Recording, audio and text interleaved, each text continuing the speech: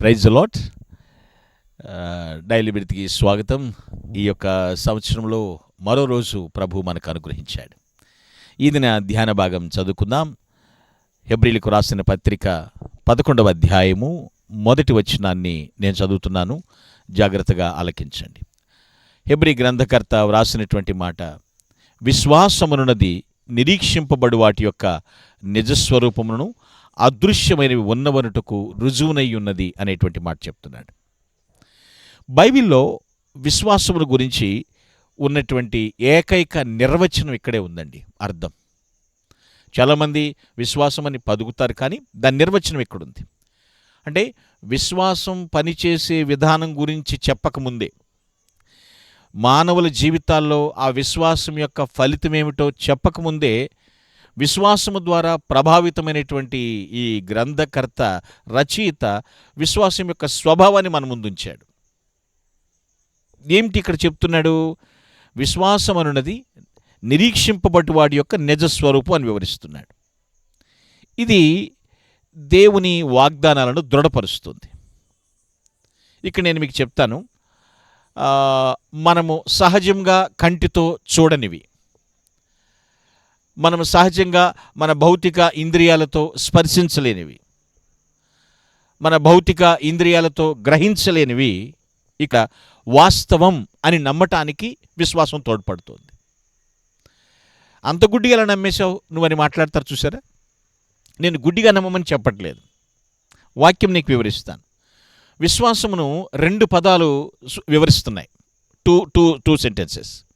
ఏంటో తెలుసా అండి? మొదటిది నమ్మకం, రెండవది నిశ్చయత.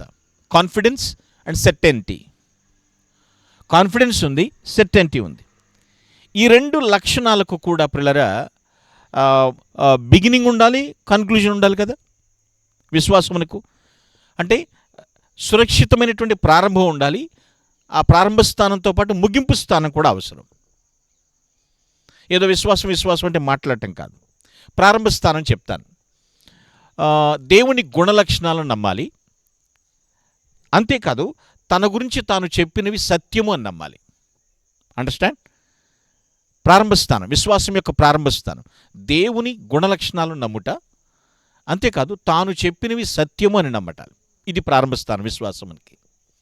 విశ్వాసమునికి ముగింపు స్థానం ఏమిటి? దేవుని వాగ్దానాల్ని నమ్మాలి, తాను చెప్పినది చేస్తాడు అని కూడా నమ్మాలి. Listen carefully.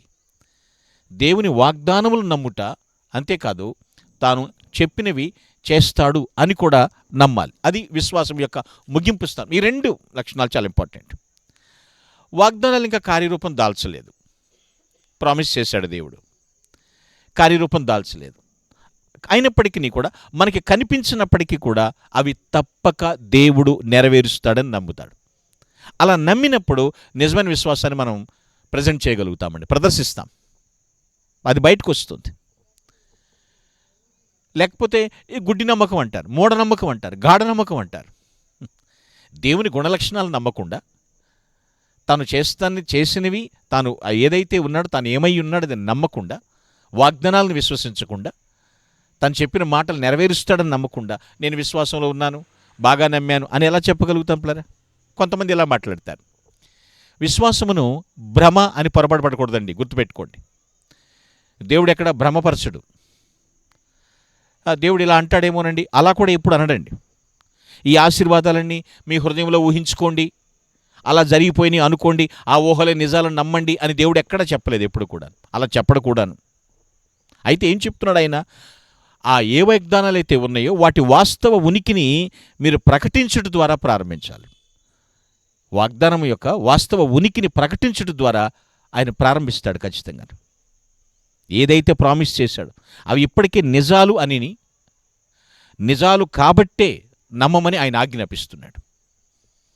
ఆ మాటకొస్తే, అసలు విశ్వాసమునకు, నమ్మకానికి రుజువంటూ లేని రోజుల్లో అబ్రహాము విశ్వసించలేదా? అందరినీ విడిచిపెట్టలేదా? ప్రభు చెప్పిన స్థలాలకు ప్రయాణం చేయలేదా? పరిశీలించండి. విశ్వాసంలో ఏ స్థాయిలో ఉన్నాం మనం? ఇక్కడ గమనించండి, విశ్వాసమును మన విషయంలో చెప్తే మళ్ళీ ఇక్కడ 2 చెప్తాను. ఏ వాగ్దానం అయితే చేశాడో దానికి పునాది ఉంటుంది, అంతేకాదు సత్యంపై ఆధారపడదగిన విశ్వాసం కూడా ఉంటుంది. ఫౌండేషన్ ఉండాలి, ఫెయిత్ ఉండాలి. కొంతమంది ఈ రెండిట్లో ఒకటి కలిగి ఉంటారు. ఫౌండేషన్ ఉంటుంది కానీ ఫెయిత్ ఉండదు. కొంతమంది ఫెయిత్ ఉంటుంది, సరైన ఫౌండేషన్ ఉండదు. ఏ విధంగా మనం ముందుకెళ్ళగలుగుతాం పిల్లరా? ఈ మాట గురించి అంటే ఈ యొక్క సత్యం అందించకుండా నమ్మండి ఆయన ఎప్పుడు చెప్పడు. ఓ ఫౌండేషన్ చూపిస్తాడు, దాన్ని ఫెయిత్ విశ్వసించండి అంటాడు. పునాది లేకుండా విశ్వసించమని ఎప్పుడు చెప్పడు.